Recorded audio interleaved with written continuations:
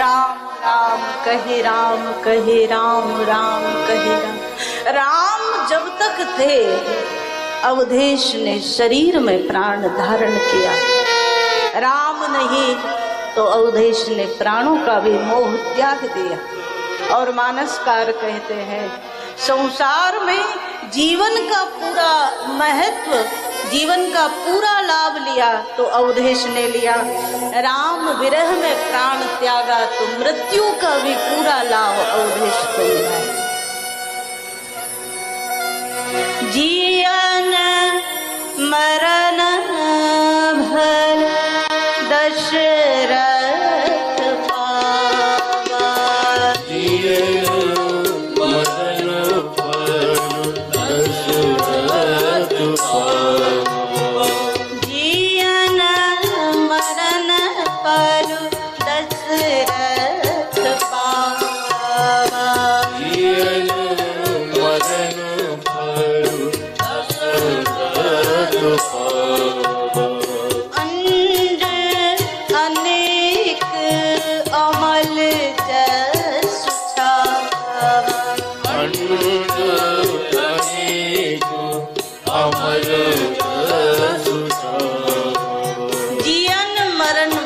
दशरथ पावा। आज सच्चा जीवन का फल भी अवधेश को मिला और मृत्यु का फल भी अवधेश को मिला। संसार में लोग जीते हैं तो भी संसारियों की कामना करते करते, और संसार से चले जाते हैं तो भी संसारियों की कामना करते करते, यहाँ राम की कामना में ही, राम के दर्शन में ही जीवन गया और मृत्यु भी राम विरह में हुई। जैसे ही आज सूर्यवंश का सूर्य अवसान को गया, सूर्यवंश का सूर्य अस्त हो गया, महारानियां विलाप करने लगी। प्रजा में जहां जहां जिसने सुना सब जहां तहां सिर पीटने लगे। मानसकार दर्शन करा रहे हैं। आज गुरुदेव का वशिष्ठ जी का आगमन हुआ। वशिष्ठ जी ने एक तेल की नाव में अवधेश का सब सुरक्षित किया। बाद में सबसे पहले भरत जी को सूचना भेजी, लेकिन कह दिया भरत को कोई ये समाचार न दे कि अवध में क्या हुआ, बस कहना गुरुदेव का आदेश है, तुरंत अवध में चल। मानसकार दर्शन करा रहे हैं।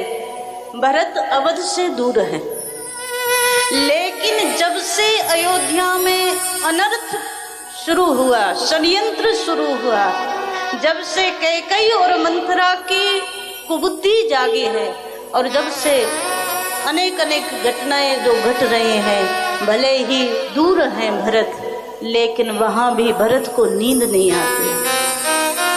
अनरथ अवध अरंभ्यो जवते, जो आपके दिल के बिल्कुल निकट है वो दूर भी रहे ना तो भी कब उसको कष्ट है वो आपका मन बता देगा। आपको कल्पना हो जाएगी, आपको अनुभूति हो जाएगी कि कहीं ना कहीं वो कष्ट में। श्री भरत थोड़ी बहुत देर के लिए नींद आती है तो बार बार शंकर जी की प्रार्थना करते हैं, मेरी अयोध्या में सब ठीक रहे। और तब तक गुरुदेव का आदेश मिला, तुरंत लौट करके अवध में चले। जिस अवस्था में भरत जी बैठे थे उसी अवस्था में तुरंत रथ में सवार हुए। शत्रुघ्न साथ में है, लेकिन मन में व्याकुलता बढ़ने लगी, कुछ तो हुआ है अवध में, वरना इतना अकस्मात मुझे संदेश नहीं आता। क्या हुआ है ये भरत जी कल्पना भी नहीं कर पा रहे। रास्ते में जब चल रहे हैं अनेक अनेक अमंगल होने लगे, अपशकुन होने लगे, और भरत जी बार बार शंकर जी को याद कर रहे, इष्ट को याद कर रहे हैं, मेरी अयोध्या में सब ठीक रहे। प्रवेश किया अवध में, अयोध्या में। यहाँ जैसे ही भरत के रथ ने प्रवेश किया तो देखा जो अयोध्या सौभाग्यवती स्त्री के समान सुंदर लगती थी, जो सदा सजी धजी रहती थी, आज वो अयोध्या विधवा के स्वरूप में नजर आई। जब अयोध्या नाथ का अवसान हो गया तो मानो अवध ने भी अपना विधवापन का स्वरूप प्रकट कर दिया। हजारों लोग आते हैं, भरत को प्रणाम करते हैं, लेकिन कोई कुछ बोलता नहीं। प्रणाम इसलिए करते हैं क्योंकि सबको लग रहा है कि अब भाभी राजा है तो राजा को तो प्रणाम करना पड़ेगा, लेकिन सबके मन में ये चल रहा है क्या कैकेयी ने जो किया है उसमें भरत का भी साथ है, भरत का भी मन शामिल है। मानसकार दर्शन करा रहे हैं। आज श्री भरत रथ सहित प्रवेश हुए। सोचा भरत जी ने कि सबसे पहले चलूं कैकेयी माता के भवन में। क्यों? भरत जी को पता है भगवान सबसे ज्यादा अधिकांश समय कैकेयी माता के भवन में रहते हैं। आज मैं इतने दिनों के बाद आया हूँ तो सबसे पहला दर्शन मुझे मेरे भगवान का हो, इसलिए कैकेयी के भवन की ओर रथ मोड़ दिया। लेकिन यहाँ क्या परिवर्तित हुआ ये भरत जी को समझ नहीं आया। जब भरत का रथ आज कैकेयी माता के भवन की ओर जा रहा है, लोगों ने आपस में चर्चा शुरू कर दी। माँ बेटे ने मिलकर के अवध के सौभाग्य को वैधव्य में बदल दिया। केवल कैकेयी नहीं, भरत का भी जरूर इसमें सहमति है, लेकिन भरत को तो कुछ पता नहीं। आज कैकेयी माता के भवन के सामने आए। कैकेयी ने सुना भरत आ रहे हैं, सो महाराज बड़ा सुंदर स्वागत की तैयारी की। एक क्षण के लिए कल्पना करो, संसार में क्या सामान्य संसारी के जीवन में भी ऐसा संभव है? अभी तक कैकेयी के पति अवधेश महाराज दशरथ के शरीर का दाह कर्म नहीं हुआ, अंतिम कर्म नहीं हुआ। अभी तक भी शव राजभवन में है। और जब सुना कैकेयी ने कि पुत्र भरत आ रहा है तो बड़ा सुंदर स्वागत की तैयारी की। क्या उस भवन में कोई मंगल हो सकता है जिसमें शव ही रखा हो, जिसमें अभी अभी मृत्यु हुई है अवधेश की? लेकिन गोस्वामी जी का भाव है, जिसके जीवन में स्वार्थ बड़ा हो जाता है वहां संबंध छोटे हो जाते हैं, वहां सब जो शिष्टाचार है वो खत्म हो जाते हैं, मर्यादाएं टूट जाती हैं। और आज कैकेयी के जीवन में मंथरा की संगति से जो स्वार्थ पैदा हुआ वो बढ़ गया। आरती का थाल लेकर के भरत के लिए आरती सजा कर लाई। दरवाजे पर भरत की आरती करते। भरत ने देखा पूरी अयोध्या में एकमात्र कैकेयी और मंथरा के अलावा कोई और प्रसन्न चेहरा नजर नहीं आया पूरी अवध में। भरत ने धीरे से पूछ लिया, माँ क्या हुआ है अवध में? मेरे भगवान राम कहाँ हैं? अन्य माताएं कहाँ हैं? पिताजी कहाँ हैं? और जब प्रश्न पर प्रश्न किया भरत ने तो कैकेयी एक क्षण के लिए मौन हुई। काहू कहाँ तात कहाँ सब माता,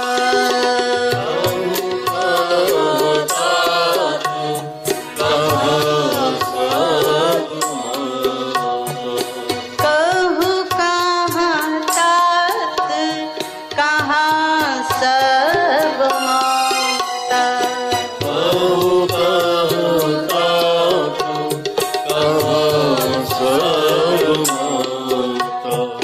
कहाँ सिया राम लखन प्रिय भ्राता,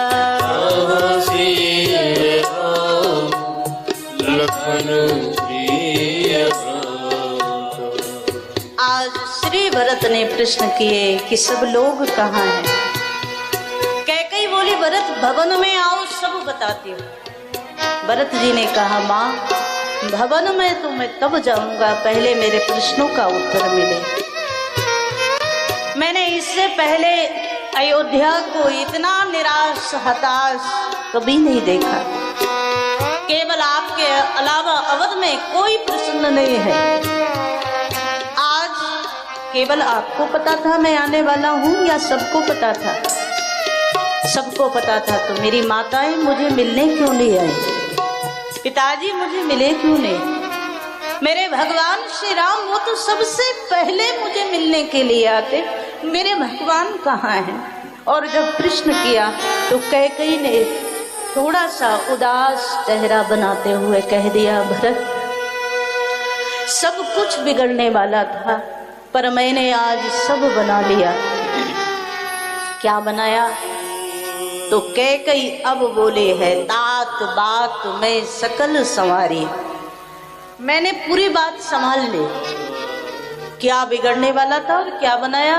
तो कैकेयी बोली, ये सारा सिंहासन, ये राजपाट, ये धन, ये वैभव, ये सब कुछ राम को मिलने वाला था, लेकिन मैंने अवधेश से 2 वरदान मांगे और उसमें प्रथम वरदान में ही मैंने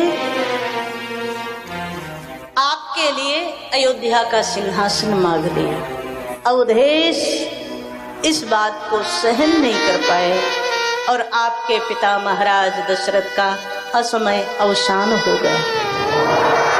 जैसे ही सुना पिता महाराज दशरथ अब संसार में नहीं रहे, तात तात हा तात पुकारे।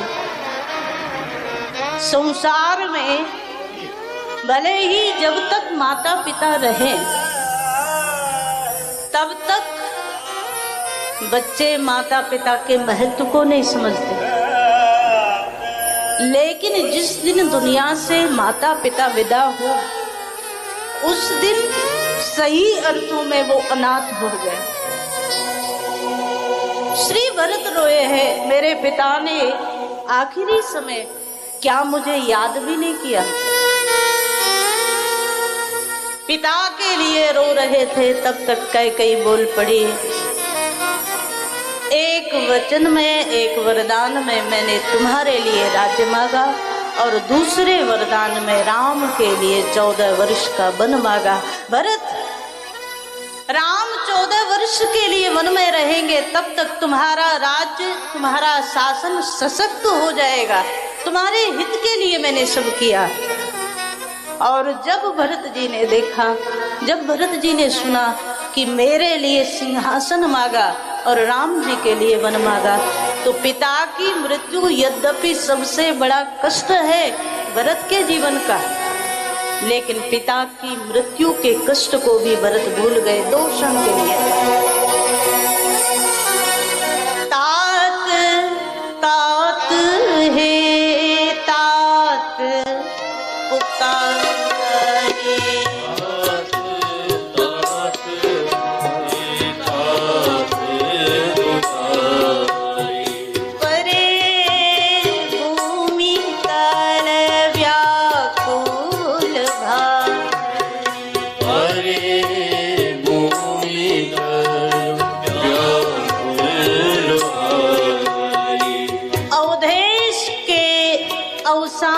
कष्ट तो था ही, लेकिन राम के वन गमन का कष्ट ज्यादा हो गया।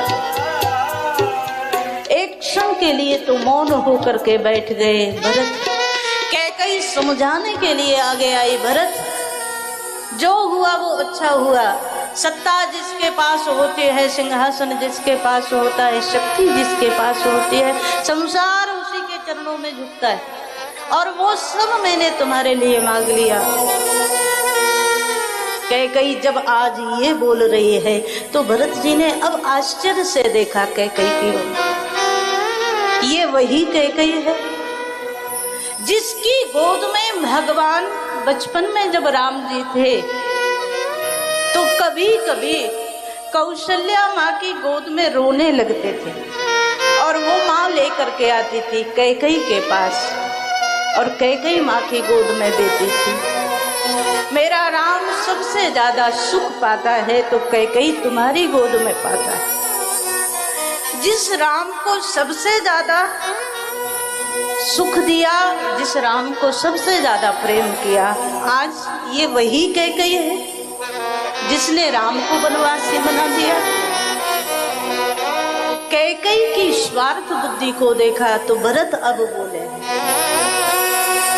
मेरे लिए सुख चाहती थी, मेरे लिए सिंहासन चाहती थी, तो एक बात बता, मेरा सबसे बड़ा हित एक चीज में होता।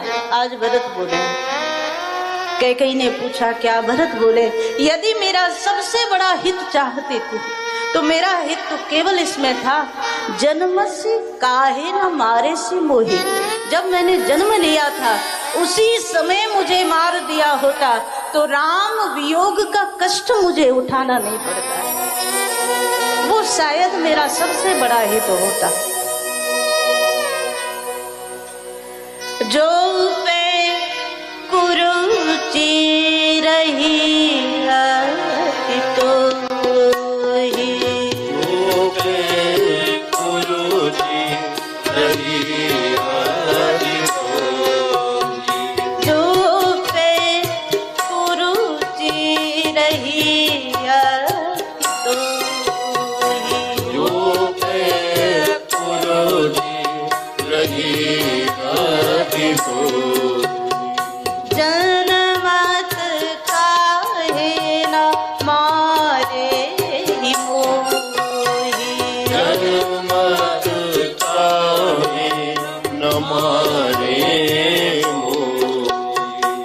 के सामने भरत बोल गए, वो कष्ट ज्यादा नहीं होता।